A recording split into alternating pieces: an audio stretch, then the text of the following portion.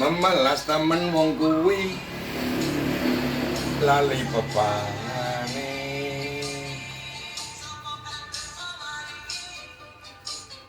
Jolali jerone ngendi dununge ngendi parane golek sumbere dewe-dewe. Assalamualaikum warahmatullahi wabarakatuh. Ketemu lagi bersama saya Bob. Kawan-kawan sekalian, Bapak Ibu dan semua handetolan yang saya hormati, di sore ini saya menjumpai panjenengan semuanya. Sebelumnya saya sampaikan doa saya, puji saya, semoga kawan-kawan, sahabat-sahabat sekalian dalam keadaan sehat walafiat. Dumateng Bapak Ibu, mugi kasarasan kasem kami jenengan miwah karajan tansah kajiwa kasalira dumateng panjenengan sakeluargi, amin. Dan tak lupa, sebelum saya bincang-bincang dengan panjenengan semuanya, saya sampaikan terima kasih, apresiasi kepada kawan-kawan semuanya yang telah merespon konten-konten Bob selama ini. Itu saya masih belajar sama dengan panjenengan semuanya. Saya hanya mengupas, mengulang kembali dari literasi-literasi yang pernah saya baca. Baik, sekali lagi terima kasih. Saya hanya bisa menyampaikan panuwun ingkang tanpa pepindhan dumateng panjenengan semuanya. Baik, seperti janji Bob tempo hari, saya akan mengupas beberapa filosofi hidup orang Jawa dengan mengeksplor beberapa lagu dari salah satu grup legendaris di Indonesia, yaitu Koes Plus dan Koes Bersaudara. Kalau kita tadi mendengarkan lagu ini saya akan mengupas lagu dari Koes Plus Pop Jawa volume 2. Judulnya Memelas Teman Wong Kuwi. Sekilas kita tadi mendengarkan bersama-sama. Memelas temen wong kuwi lali pepadangi, ngalor lan ngidul parane sakersane dewi. Memelas temen wong kuwi dudu sandangane, sapa kang ngersa maringi jolane jerone, ing endi dununge ing endi parane golek sumbere dewe-dewe. Ada beberapa yang perlu saya garis bawahi tentang pepadang dan sandangan. Ini sungguh sangat dalam makna filosofi yang terkandung dari lagu Memelas Teman Wong Urip, Memelas Teman Wong Kuwi. Makna yang pertama adalah masalah pepadang, orang yang perlu dikasihani, diwelasi, memelasi. Yang pertama menurut Koes Plus ini, wong kang lali pepadangi, sehingga apa? Ngalor lan ngidul parane sakersane dewi. Pepadang dalam kamus bahasa Jawa Indonesia, pepadang itu adalah sesuatu yang memberi penerangan. Itu namanya pepadang. Jadi bagaimana orang yang kehilangan pepadang? Pepadang ini merupakan nilai-nilai, norma-norma dalam hidupnya. Norma-norma atau apapun yang menjadi pedoman bagi seseorang untuk melangkah. Bagaimana dia melangkah, kemana dia melangkah, dengan cara apa dia melangkah. Ini pepadang. Jadi orang yang kehilangan atau lupa akan ini, pegangan hidup yang dijadikan pedoman hidup, norma apapun, baik itu norma sosial, norma negara, norma agama apalagi, ini menjadi penuntun. Nah, orang yang lupa akan padang ini, dia tidak akan berjalan dengan baik. Dia akan tidak tahu arah dan semau sendiri. Ngalor lan ngidul itu ke utara ke selatan dia nggak tahu, karena pepadang ini bisa menjadi pegangan dan kompas. Nah, oleh karena itu ini orang yang perlu dimelas. Berkaitan dengan pepadang ini ada relevansinya, kawan-kawan sekalian, dengan salah satu konsep filosofi orang Jawa. Urip kuwi urup. ada relevansinya. Kan sudah sering kita dengar ya, urip wi urup. Apalagi di bak truk itu kita sering melihat tulisan di grafiti, urip wi urup. Urip urup itu artinya bahwa hidup ini harus memberi manfaat kepada sesama, kepada lingkungan, kepada alam. Dengan memberi penerangan. Lah bagaimana kita bisa menerangi sesama, bisa menerangi masyarakat kalau diri kita sendiri tidak bisa menerangi diri sendiri. Bagaimana saya memberi manfaat? Urip urup itu maksudnya itu adalah hidup kita tidak hanya sekedar hidup tapi bisa memberi manfaat pada orang lain. Itu yang disebut dengan urip wi urup. Kalau hanya sekedar urip hidup, ya semuanya hidup. Hewan itu hidup. Tapi apa dia memberi manfaat? Itu lain persoalan. Oleh karena itu, pepadang ini penting bagi manusia, bagi kita terutama masyarakat Jawa. Apapun itu yang dapat menjadi pedoman dan pegangan serta arah kompas buat kita. Agar apa? Kita bisa terang hidup kita juga bisa menerangi. Masuk urip kembali ke urip itu memberi manfaat penerangan dengan cara apa? Dengan apa yang kita miliki. Apa yang kita miliki, kalau bisa hidup kita itu punya arti, punya manfaat, jangan sampai membuat resah masyarakat. Ya apa yang kita miliki, kalau kita ambil ya, ajining seseorang, hati seorang punya harga. Kalau kemarin saya bahas tentang dari Mangkunegoro keempat itu, Wiryo, Arto, Triwinasis. Wiryo dengan kekuasaan, dengan kewenangan yang kita miliki bisa memberi manfaat buat sesama. Hidup kita akan urup. Kalau tidak punya kekuasaan, kita punya arto, punya harta, punya apa? Beri manfaat pada orang lain. Atau kalau tidak punya kekuasaan, tidak punya harta, winasis. Winasis dari kata wasis, artinya pengetahuan. Dengan ilmu kita berikan manfaat buat orang lain. Ini hidup kita akan menjadi urup. Lah ini sebelum kita memberi penerangan kepada masyarakat, kepada orang lain, kita sendiri juga harus bisa menerangi diri sendiri. Oleh karena itu jangan sampai lupa, jangan sampai lali akan nilai-nilai yang kita yakini sebagai tuntutan, pedoman dalam kita melangkah. Biar kita tidak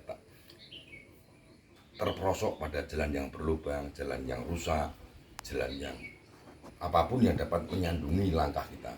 Kemudian orang yang dimelasi juga, yaitu wong kang memelas teman wong kuwi dudu sandangane. Orang yang memakai sandangan, bukan sandangannya. Kawan-kawan sekalian, sandangan kita akan saya kaitkan dengan bahasa Jawa. Dalam grammar bahasa Jawa kita mengenal istilah ada pasangan, ada sandangan, ada tanda baca lain. Sandangan itu adalah pelengkap hidup. Dalam grammar bahasa Jawa, sandangan itu digunakan untuk melengkapi aksara Jawa agar selaras sesuai dan bisa dibaca sesuai dengan kehendak kita. Sandangan ada 3 macam sandangan. Sandangan suara, sandangan itu ada taling tarung, ada pangkon, ada cecek. Nanti dilihat lagi ya dengan sandangan. Sandangan itu harus pas penggunaannya. Dengan vokal apa dipakai. Kalau tidak pas sandangan, ya tidak akan bisa dibaca. Makna filosofi ini, sandangan yang pertama adalah manusia itu memiliki ukuran sendiri-sendiri. Memiliki ukuran yang mencerminkan jati diri sosok seseorang. Ciri wancinya itu, sandangannya itu. Dan ukuran itu pasti harus pas ukurannya dengan badan kita maupun apapun yang berkaitan dengan jasmani dan fisik kita. Sandangan. Semua ada ukurannya. Akan menjadi permasalahan kalau kita menggunakan pakaian orang lain, sandangan pakaian dalam filosofinya. Kita kadang sering melihat orang yang demonstration effect itu meniru-niru gaya hidup orang lain. Ini soal jati diri sandangan ini. Yang pertama, makna filosofi ini sandangan itulah jati diri, bahwa kita harus menggunakan ukuran diri kita sendiri. Kalau kita menggunakan ukuran orang lain tidak pas buat kita. Ini karena menyangkut masalah karakter. Kita sering mendengar istilah unen-unen dalam bahasa Jawa, kudung lulang macan. Karena orang pengen sok wibawa, sok ditakuti, dia menggunakan berlindung di balik nama seseorang. Maka istilahnya, paribasanya itu kudung lulang macan itu, kita tuh bukan macan. Kita bukan harimau, tapi menggunakan kulit harimau agar seolah-olah kita dikira harimau. Ini nggak pas. Istilahnya seperti dalam peribahasa bahasa Indonesia, musang berbulu domba. Niatnya seperti baik, tapi dibalik itu. Dan ini nggak pas karena tidak menunjukkan karakter jati diri kita. Dan pakaian ini adalah harkat, martabat, kawan-kawan. Pakaian, nilai filosofinya. Oleh karena itu jangan sampai harkat kita jatuh, maka pakaian yang kita gunakan harus sesuai dengan ukuran kita, sesuai dengan kepribadian kita. Jangan sampai kedodoran, sampai jangan terlalu meledak, terlalu sesak, nggak pas. Ini, nah, ini makna filosofi. Sandangan juga harkat martabat. Pakaian itu adalah bagi orang Jawa adalah harkat martabat. Kalau kawan-kawan nggak percaya tentang pakaian sebuah harkat martabat, coba kawan-kawan seperti kata MH Ainun Najib itu, lepas pakaian Anda semua di tengah pasar, Anda akan kehilangan harkat martabatmu sebagai manusia. Nah, makanya penting sandangan itu adalah ukuran. Ukuran, untuk mengetahui ukuran itu kita harus tahu diri kita sendiri. Harus percaya dengan kemampuan diri sendiri, dengan ukuran kita, dengan pakaian kita. Di dalam Kawruh Jiwa itu sebuah ajaran yang disampaikan oleh beliau Raden Mas Suryo Mentaram, seorang tasawuf Jawa juga. Beliau mengajarkan sebuah Kawruh Jiwa, ilmu tentang penuntun tentang jiwa ini, konsep Jawa. Puncak dari mempelajari Kawruh Jiwa adalah memahami, mempercayai dan meyakini kemampuan diri sendiri, termasuk ide-ide, termasuk karena ini menyangkut jati diri. Maka ini penting kita harus mengetahui ing endi dunungi, ing endi parane golek sumbere dewi-dewi. Orang yang perlu dimelasi tadi itu, yang lupa lali pepadange, yang memakai bukan sandangannya, ini permasalahannya berbeda-beda antara satu manusia dengan yang lainnya. Termasuk norma yang dijadikan pepadang tadi berbeda-beda antara satu dengan yang lain. Ini masalah prinsip dan keyakinan. Lah oleh karena itu kita yang ingat ini juga harus memberitahu sebagai bentuk manifestasi daripada urip wi urup, diberitahu, tapi dengan arif bijaksana sesuai dengan permasalahan, sehingga dia bisa melangkah ing endi dununge, di mana letak permasalahannya, ing endi parahnya, agar dia tujuannya itu tahu. Ini konsep ing endi parane, ing endi dununge juga selaras dengan filosofi Jawa terkait dengan sangkan paraning dumati. Ini penting, saya nggak akan membahas sangkan paraning dumati, itu kan perlu kajian sendiri. Sangkan paraning dumati sekelumit saja. Sangkan paraning, sangkan itu asal, paran itu tujuan, dumati menjadi. Jadi dari mana kamu berasal dan mau kemana kamu berasal. Sangkan paraning dumati, dari mana kamu hidup, mau bagaimana kamu hidup, dan mau kemana kamu hidup. Ini orang yang lupa pepadangnya ini, dia harus diperingatkan, dituntun lagi agar dia tahu makna esensi dari mana kamu hidup, dan bagaimana kamu hidup, dan mau kemana kamu hidup. Itu makna filosofi yang terkandung di dalam sebuah lagu yang jenaka dan satire dari Koes Plus. Dan saya yakin betul sekali lagi bahwa pencipta lagu ini siapapun itu, seperti ya, entah itu Mas Tony Kuswoyo atau Nomo Kusworo atau Pak Yok atau Pak Kuswoyo sendiri, beliau memahami betul tentang konsep-konsep filosofi Jawa. Kita itu adalah masyarakat Jawa, itu adalah masyarakat dari dulu, masyarakat yang paham betul akan nilai-nilai filosofi hidup dengan sempurna, dengan baik, dan semua itu terangkum dalam karya-karya, baik itu kitab, serat, pupuh, ataupun lagu-lagu ataupun syair-syair, yang itu baik tersirat maupun tersurat maknanya perlu kita gali, kita pahami esensi dari dibalik itu apa. Karena orang Jawa itu penuh dengan simbol-simbol, dengan unen-unen, dengan paribasan, itu harus kita terjemahkan. Dan apa yang sampaikan Om Bob ini berdasarkan literasi dan juga pemikiran daripada Om Bob, kita kembangkan jadi ini. Era sudah berubah, namun di tengah kemajuan teknologi kita tidak boleh kehilangan jati diri kita. Orang Jawa memiliki, tadi yang sampaikan, memahami dan memahami secara baik tentang nilai-nilai filosofi hidup, dan itu merupakan karakter dari masyarakat Jawa. Sebelum peradaban lain masuk, sebelum peradaban Hindu, Buddha, Islam, Nasrani semua masuk.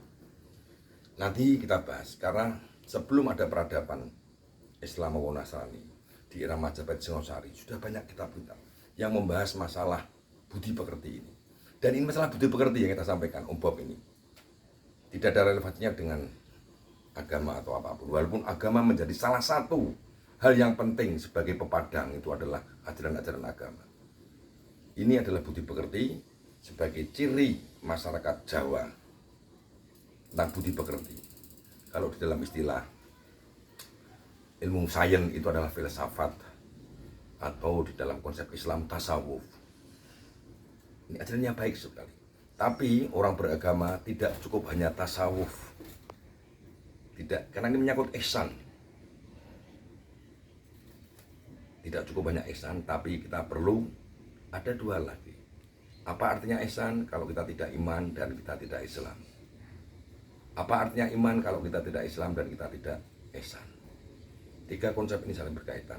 Jadi yang saya sampaikan ini tidak ada korelasinya, itu bukan ranah Om Bob. Om Bob nggak berani babar masalah akidah syariah, tapi ini adalah hasil budidaya leluhur-leluhur kita, masyarakat Jawa. Itu saya kira kawan-kawan sekalian, sekali lagi jauh masih sangat kurang pengetahuan saya tentang filosofi Jawa. Mari kita sambil belajar, dan apa yang Om Bob sampaikan hanya sekelumit. Semua sudah ada semuanya di dalam literasi banyak. Apalagi bila kemajuan teknologi ini, manfaatkan kemajuan teknologi ini untuk literasi digital. Pengetahuan ada dalam genggaman kita ini. Oke, saya kira demikian dari Om Bob. Semoga bermanfaat. Salam ngopi, salam utut dari Om Bob. Assalamualaikum warahmatullahi wabarakatuh.